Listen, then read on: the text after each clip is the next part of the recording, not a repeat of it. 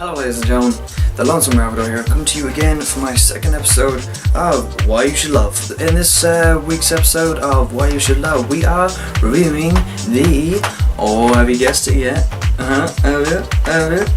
We're going for the old Lost Planet Extreme Condition. Lost Planet, have to admit, one of the most underrated games of all time, okay? I think this is one of a fantastic game. But remember kids, okay?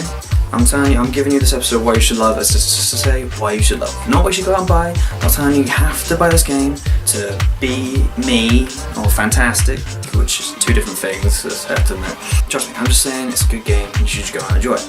But if you don't agree with me, that's fine. There's simply a video for people that want to convince their friends or family for them to think the game's good as well. Anyway, carry on. First things first.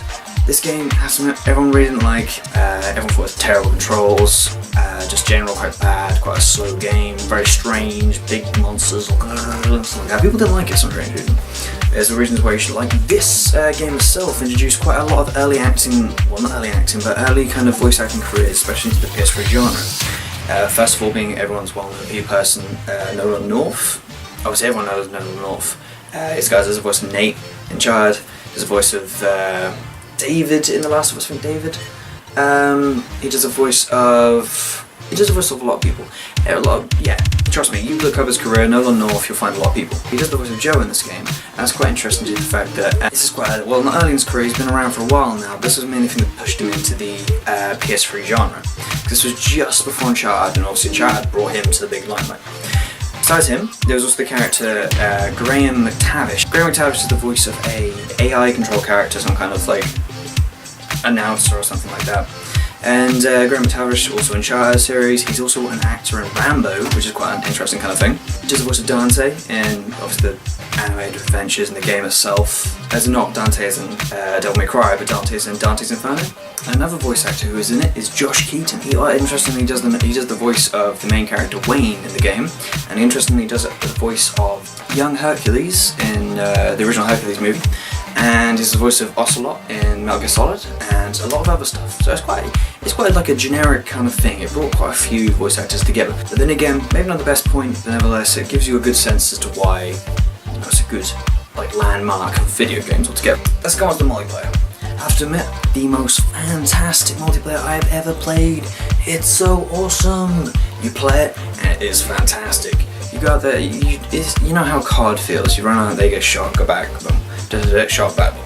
It's obviously the same kind of aspect. Obviously, it's how all shooters are. They may not be first person, but it's, sort of kind of the same kind of thing. You find yourself when you play this game. I find myself kind of. No matter how because people are ranked, but no matter how high ranked they are, you always feel kind of on par to them, because people don't gain anything by getting a higher level. You go out there, you scavenge your weapons for yourself, or the weapons given to you at the start by the game mode or whatever. They are on par to each other, so it's easy to get into and then play really well, because you can sort of focus, and it's more like your skill builds up, your personal skill, rather than say like your level or whatever. So you don't feel like you get overwhelmed like you do on COD, where you run out there and you get blasted by some kind of like 50 cal Barrett 50, whatever it's called, and your brains everywhere, and you're like, oh god, I gotta spawn again. You get up and I haven't again. You don't have that happen. Yeah, you get your brains blasted, your earlobes, but you wind up finding yourself being able to control that, and you get a hang of it, and you're able to understand how to beat people and use things to your advantage, blah blah blah. Now, using things, let's move on to my next point. Within multiplayer and single player, you can use big ass guns, which I fucking love, I have to admit. I like going because you can go along and you get to these big machines. Big machines are pretty cool, awesome. Go walking along, get your big old shotgun on one side, rocket launcher on one side, and the bad thing about them is they drain this thing called T energy, which is thermal energy, and it's your life source for the entire game, but if you don't play this, not really that important. If you run out of that, you die.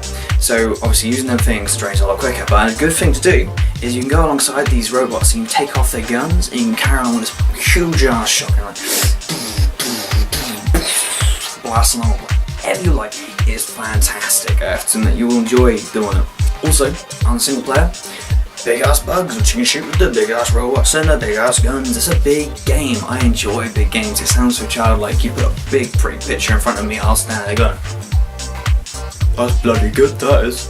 But you know what I mean? It's something that I don't know, you feel some kind of like enjoyment coming out of it. I've only just started playing the second one.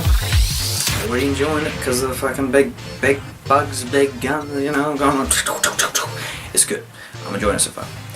Anyway, moving on to another point. To calm you guys down, I give you a nice soft one. This is one of the few games in which it's the only game in which I know on PS3 is actually really solidly snow-based. It's a very strange point, but there are not many of them, I don't think, but I'm not too sure. It's a strange kind of, it's an enjoyable snow-based thing. You find yourself enjoying yourself playing in this new kind of environment in which you aren't used to, so it's quite a nice like kind of touch. Well, ladies and gentlemen, that's all I've got time for. I've been TheLonesomeRavidor, and you've been beautiful. See you later, guys. Bye bye.